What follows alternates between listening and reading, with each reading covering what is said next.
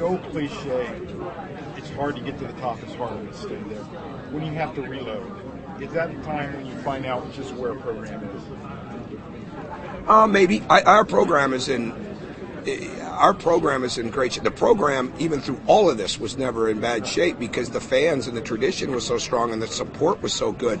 The teams weren't very good, so now the teams are better, which is important. The program's really good. I think it is what it is. We got one of the 2 youngest teams in the league, and even our sophomores, with the exception of Yogi, didn't play very much. I mean, Jeremy played some and played in some good situations, but he played some, and Hunter missed a lot of time, and Peter Jerkin didn't play at all because of the red shirt. So, to me, we just got to – I think the biggest thing we got going for us, if I'm looking at it long-term, is the upside. And Troy Williams has all the tools. Now he's got to get the skills to match with the tools. He's got all the attributes, quick twitch, athleticism, length, speed. He's got it all. Okay, so now he's just got to he's got to slow down a little bit at times, and he's got to get the skills that match it. When will that come? That takes time. And it takes time, especially in a league that knows how to defend, knows how to take people out of what they want to do, has strength and some physicality to them because they're older. So that's kind of where it's at. How quick can we mix in with that? How much better can our skills get? And can we gain confidence?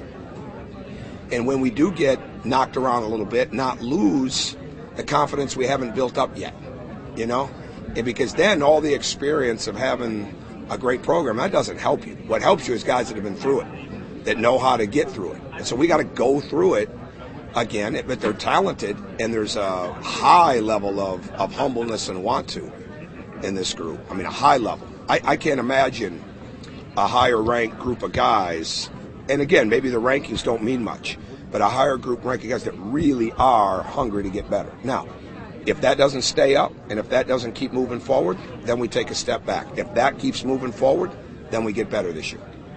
You personally, the way it ended last year, do you get over that quickly and forget it? It is what it is, or does that fuel you the last 5 months? I'm not over losing in the first round in 2002 to Tulsa in St. Louis. I don't think you ever get over. I'm not over losing to Kansas in the Final Four. I don't think you ever get over it, but you don't let it knock you away from getting better.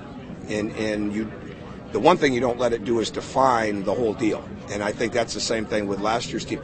This team, I'm anxious to watch how the people that are picked to win it deal with it, because our team, from really about the 3rd, 4th day of April, had to deal with being number 1 in the country the entire year, and they dealt with it well, because every time we lost it, we got it back. And the maturity that team gained from going through that, and their toughness day to day was forged on having to deal with an expectation level that none of them had ever been through. So they dealt with that. And so, that was a great group to be around because they kept moving. We had a bad day, and it happens to everybody but one inside of that tournament. So you learn from it. You want your team to learn from it. We're a growth mindset program anyways, not a fixed mindset. I'm a growth mindset coach, I think, a person. So you're always trying to learn more things that you can add to it and make it better. And that's exactly what we're going to try to do.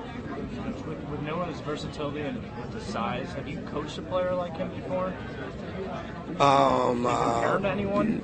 I'm never big on comparisons to guys, but I would say no, I haven't. I would say with that kind of, Cody was a different level player. Cody had to become more of an outside player, and I think one of the biggest reasons Cody was 9th in the country in free throw attempts is because he drove the ball so well. And Cody, again, he got better and better as a shooter, though it showed up mostly in practice, with the exception of the Michigan State game where I think he made 4 jump shots in that game. What I learned coaching a kid like Cody that's got a lot of athleticism, a lot of upside like Noah has, is you can't speed them up faster than what they're really ready to go. And Cody, even last year, there were so many times that he'd have a shot, but he knew he could drive it, and he could get to the rim, make a pass, or get fouled. And I think you don't put players in situations in the games that they're not ready for. Well, we got to figure that out with Noah. We're trying to put him in a ton of situations that he's not ready for in practice. But he wants to be so great, just much like Cody did, that you look at it and say, okay, he'll get it. But Noah's strength is going to be his versatility. He's got tremendous length, size, knowledge, natural abilities. Now our job is to enhance that and expand it constantly. So coaching people that have a lot of talent and never letting them get comfortable with that talent, yeah, I've done that. Coaching somebody with that length and size, probably not. Looks like a guy that's going to get fouled quite a bit. Converting it to line, are you worried about that a little bit with him? No, not really. I'm as long as he doesn't pay any attention to when people start criticizing it, which always is an ongoing battle. I mean, yesterday we practiced, he goes 6 for 6 from the line. The other night he comes in, he goes 84 for 100 from the line. I mean, it's just a matter of slowing it down, staying with his form and technique in games. And again, I saw this a little bit the other day, okay? Troy Williams has had his right hand for 10 days, 11 days now, okay? And all of a sudden he doesn't make some shots. Well, can he shoot? The young man did not have a right hand, okay, that he could use without a cast on it from the Sunday before the practice started on the 27th. So, and the thing with the free throws, the one thing that you hope doesn't happen with our fans or with any fan is that they start making judgments on one instance, one situation, one game. These guys, Noah Vonleh is 18 years old in 2 months, okay? Troy Williams just got his right hand back, okay, and still doesn't have full strength and mobility of it because he's still wearing casting on. It's going to take time. Troy missed invaluable time in building his jump shot, okay? It'll come. Noah spends enormous time working on his free throws. I'm not worried about that at all. And he'll want to play at the end of games, so I know he'll get to a point where he makes those shots. Coach, the experience that Yogi and Will gained last year, playing in that bubble and being the number 1 team, how has that manifested itself this year and them taking on a greater leadership role? Well, we'll see. We'll see. It's early, and the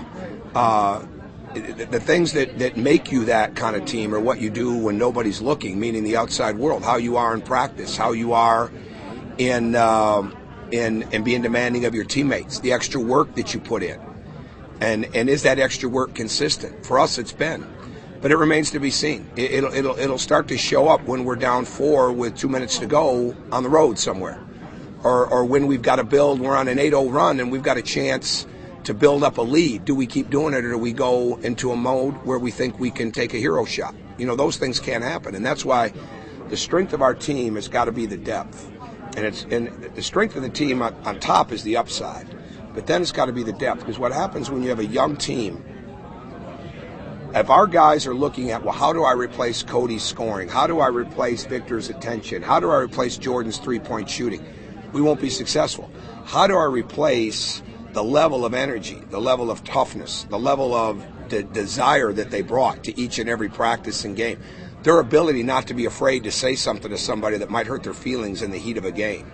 Their ability to stay calm under pressure, go to the foul line, make big plays. The ability our team had down 5 with 54 seconds to go to beat Michigan at Michigan, not even use a timeout. That's what separates leadership. And we're not there yet because we haven't had those kind of games.